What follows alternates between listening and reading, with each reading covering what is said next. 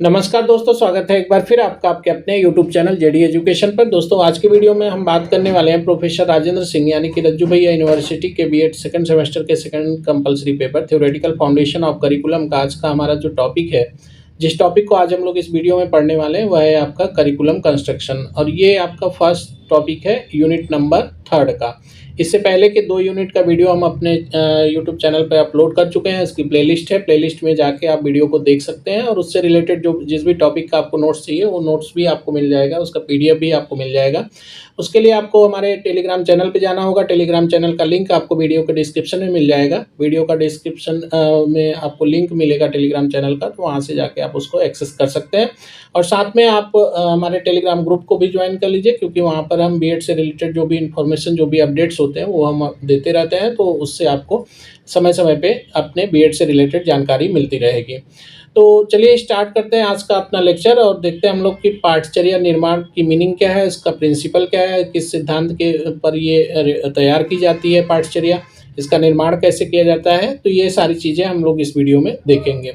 तो चलिए स्टार्ट करते हैं। और सबसे पहले यहाँ पे कुछ इन्फॉर्मेशन है आप लोगों के लिए, जैसे कि अगर आपके कोई संबंधी या कोई भी यूपी से बीएड 2026 में एडमिशन लेना चाहते हैं तो उनके लिए ये इन्फॉर्मेशन है, आप ज़रूर उनके साथ शेयर करिएगा। तो यहाँ पे देखिए, यूपी बीएड 2026 एडमिशन अपडेट्स से रिलेटेड, एडमिशन से रिलेटेड अगर कोई इशू आ रहा है या कोई भी फॉर्म भरने में कोई दिक्कत आ रही है तो आप हमसे संपर्क कर सकते हैं। उसके लिए हमारा टेलीग्राम चैनल आपको हमने बता दिया, इसका लिंक आपको वीडियो के डिस्क्रिप्शन मिलेगा।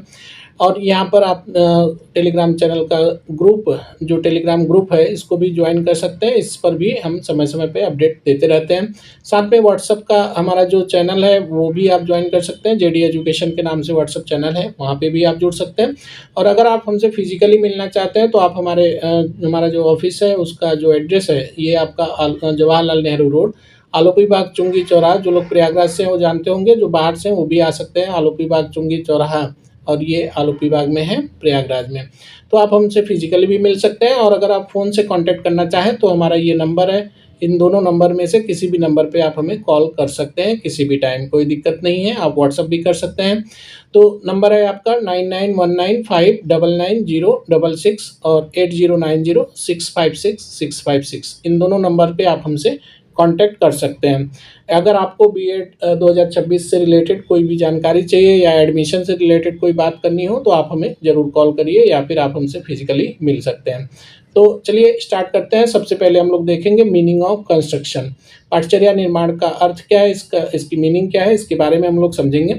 तो देखिए, curriculum construction refers to the systematic process of planning, selecting, organizing and evaluating learning experiences provided by an educational institution to achieve predetermined educational objectives. इसका मतलब क्या है कि पाठचर्या निर्माण से आशय उस सुव्यवस्थित प्रक्रिया से है जिसके अंतर्गत शैक्षणिक उद्देश्यों की प्राप्ति के लिए अधिगम अनुभवों का चयन, संगठन और मूल्यांकन किया जाता है।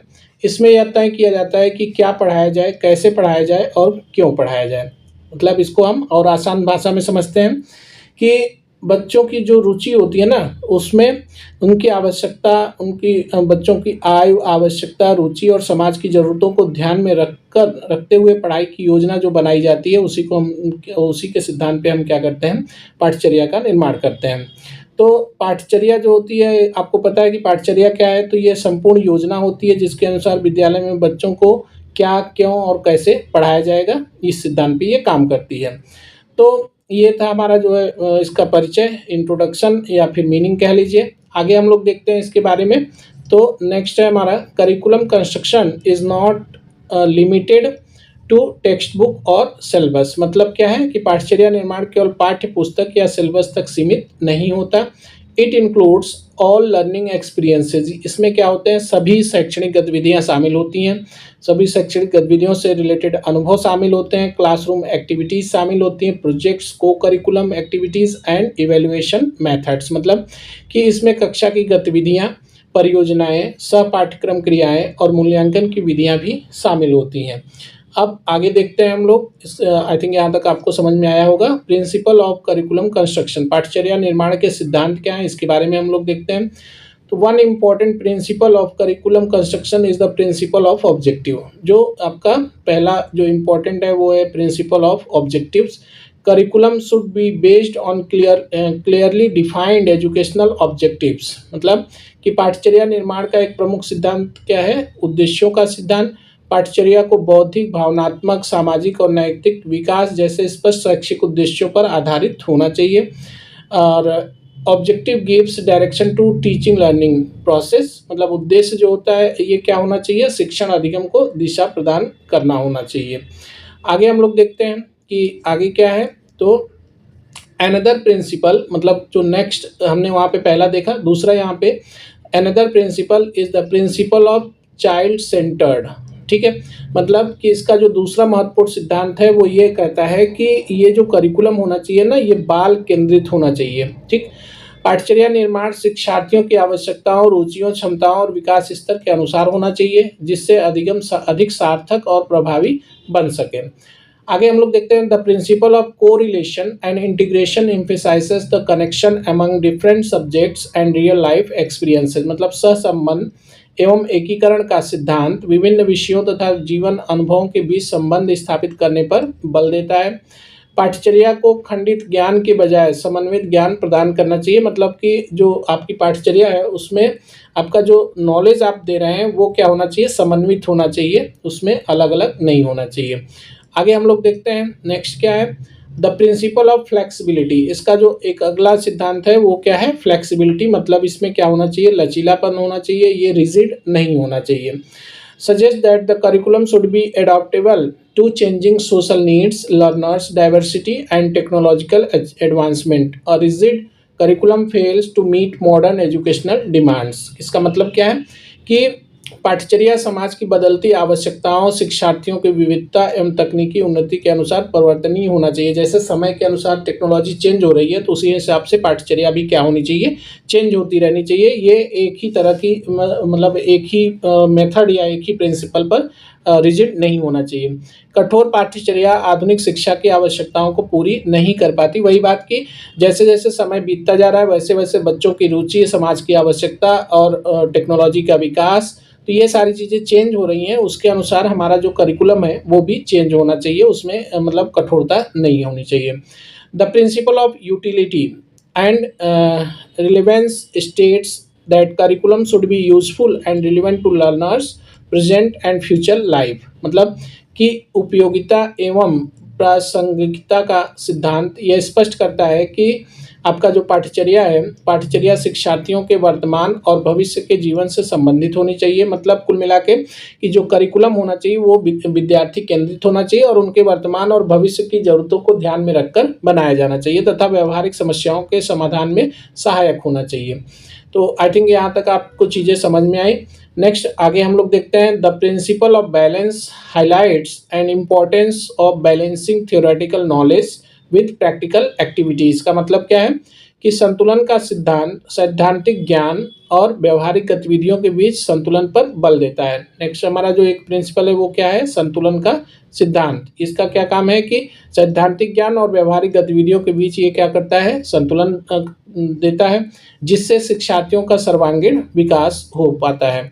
तो आगे हम लोग देखते हैं एजुकेशनल सिग्निफिकेंस, शैक्षिक महत्व क्या है इसका। तो इसके शैक्षिक महत्व के बारे में अगर हम लोग देखें तो a well constructed curriculum ensures effective teaching, meaningful learning and holistic development of learners. मतलब सुव्यवस्थित पाठ्यचर्या प्रभावी शिक्षण, सार्थक अधिगम और शिक्षार्थियों के सर्वांगीण विकास को सुनिश्चित करती है।